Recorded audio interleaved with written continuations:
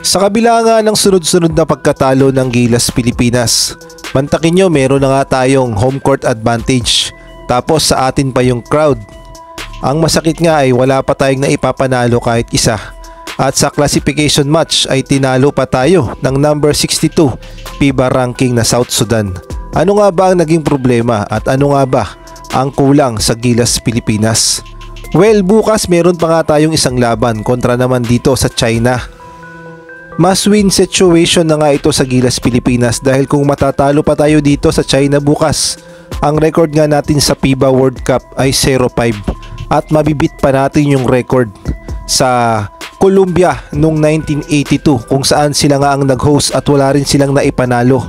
Kaya naman napaka-importanting laban bukas ng Gilas Pilipinas kontra nga dito sa China. Kailangan nga nating manalo bukas kahit man lang sa China ay makabawi tayo. Sabi nga nila ito nga daw ang Battle of the West Philippine Sea. At nakasalalay din dito yung reputasyon ni Coach Chot Reyes bilang head coach ng Gilas Pilipinas dahil maraming beses na nga siyang nababash dahil wala pa nga tayong panalo kahit isa.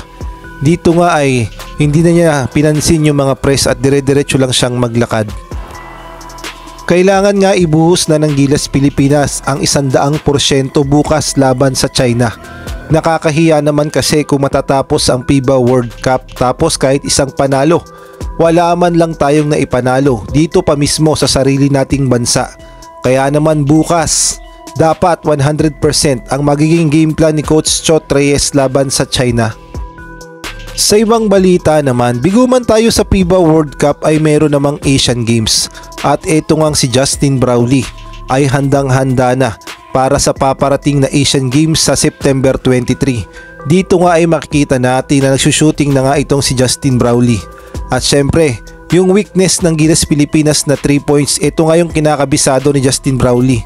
At dito nga ay makikita natin na halos walang sablay si Noypi sa pagtira ng 3 points. Ganyan niya nga pinaghahandaan ang paparating na Asian Games dahil siya nga ang ating naturalized player para sa Gilas Pilipinas.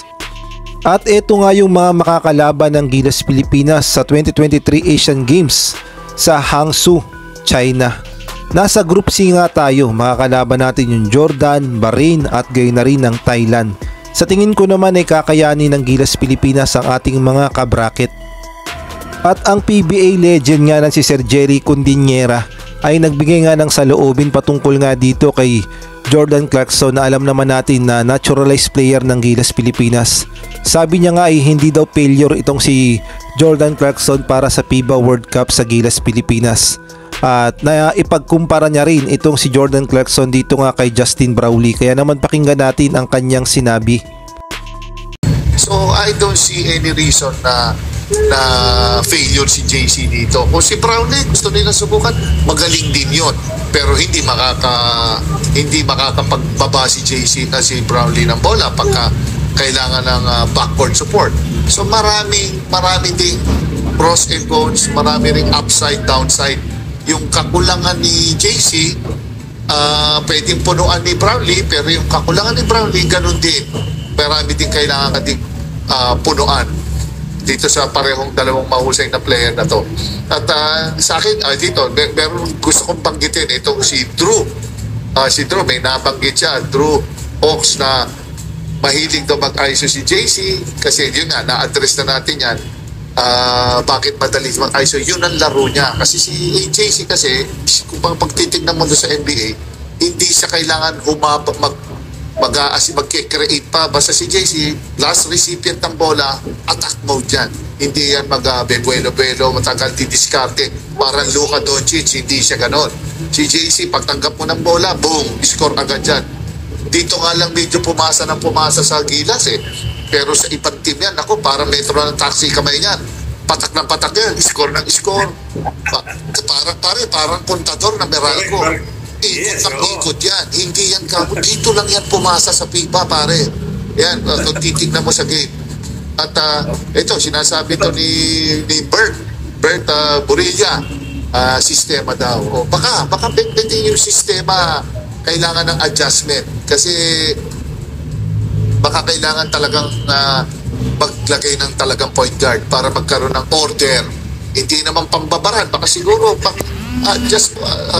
just to have other options that will, kasi pare, pagdating mo na FIBA, kailangan lahat ng option meron ka eh. Hindi pwede, ay sayang na tayo, ay sayang wala tayong enforcer, ay sayang wala, kasi ang Pilipinas hindi na baguhan dito sa FIBA. Ilang beses na naglaro ang Pilipinas dito. I mean, the same formula, ano bang basketball? Forever namang may 7-3. At China nga, 4 na 7-4, sabay-sabay, 7-2, 7-3, 7-4. Ang lalaki, pare, ang liit-liit na nung court. Pag nag-warm up yung China, eh, wala namang nabago. So yun lang naman, pare, na tama lahat yung palagay ng mga mga netizen natin na may baka sistema kailangan baguhin. This is the time because ngayon nakita mo na 0-3 tayo, tapos baka pwede i-explore si Brownlee kung ano yung mas makakatulong, at syempre titignan din natin kung available pa si Jordan Clarkson dito sa FIBA.